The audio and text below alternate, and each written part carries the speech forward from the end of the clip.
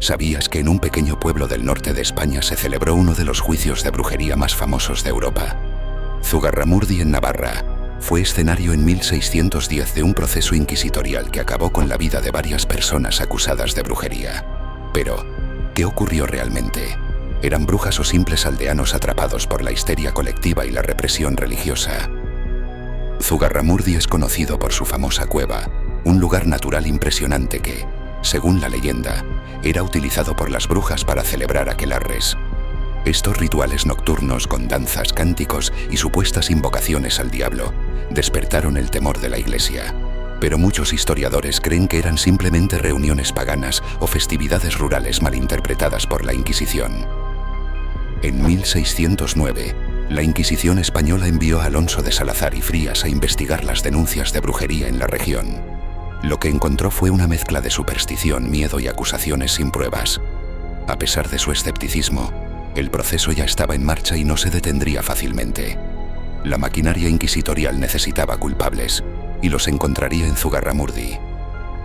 El juicio de Zugarramurdi fue uno de los más grandes de la Inquisición.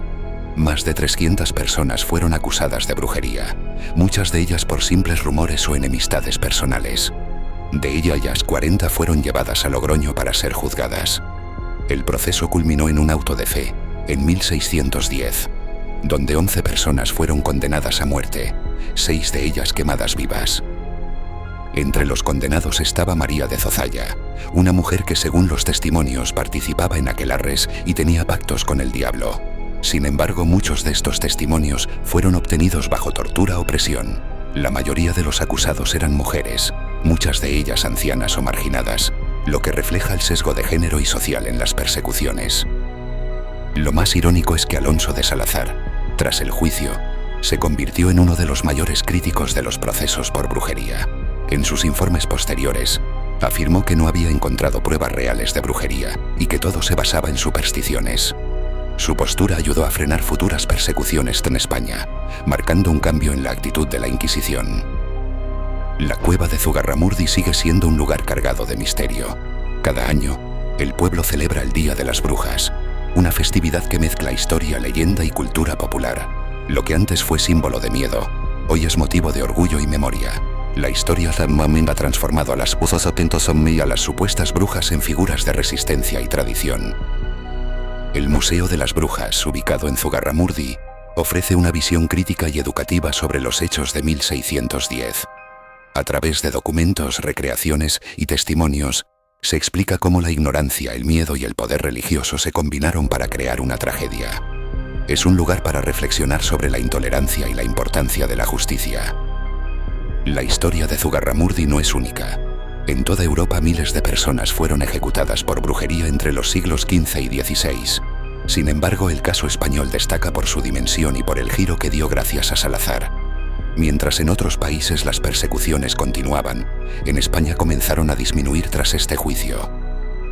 Hoy, Zugarramurdi es un símbolo de memoria histórica. Las brujas que una vez fueron temidas, ahora son recordadas como víctimas de una época oscura. Su historia nos recuerda los peligros de la intolerancia, la manipulación del miedo y la falta de pruebas en los juicios. Es una lección que sigue siendo relevante en el presente. ¿Y si las brujas de Zugarramurdi no eran brujas, sino mujeres sabias, curanderas o simplemente diferentes? Muchas de las acusadas practicaban medicina natural o tenían conocimientos de hierbas, lo que las hacía sospechosas. En una sociedad dominada por el miedo y el dogma, cualquier desviación podía ser vista como herejía o pacto con el diablo. El término aquelarre proviene del euskera y significa prado del macho cabrío. Se cree que en estos encuentros se rendía culto a una figura con cuernos, símbolo del diablo para la Iglesia. Pero algunos estudiosos creen que era una representación de antiguas deidades paganas relacionadas con la fertilidad y la naturaleza, demonizadas por el cristianismo. Durante los interrogatorios, muchas acusadas confesaban bajo tortura. La Inquisición usaba métodos brutales como el potro, la garrucha o el agua. Estas confesiones eran luego utilizadas como prueba irrefutable. El miedo al dolor y la desesperación llevaban a muchos a inventar historias o delatar a otros para salvarse, alimentando así una espiral de acusaciones. El auto de fe de Logroño en 1610 fue un espectáculo público. Miles de personas asistieron a ver cómo los condenados eran llevados en procesión, leían sus sentencias y eran ejecutados. Era una mezcla de teatro, castigo y propaganda religiosa. La Iglesia buscaba infundir miedo y reafirmar su poder ante cualquier desviación. A pesar de la brutalidad, el caso de Zugarramurdi marcó un punto de inflexión. La Inquisición, influida por los informes de Salazar, empezó a exigir pruebas más sólidas y a desconfiar de las confesiones obtenidas bajo tortura. Aunque no desapareció, la caza de brujas perdió fuerza en España, a diferencia de otros países europeos. Hoy, la historia de Zugarramurdi inspira libros, películas y obras de teatro. La más conocida es Las brujas de Zugarramurdi de Àlex de la Iglesia, que mezcla humor y terror para reinterpretar la leyenda. La cultura popular ha rescatado estas historias, dándoles una nueva vida y permitiendo que no caigan en el olvido.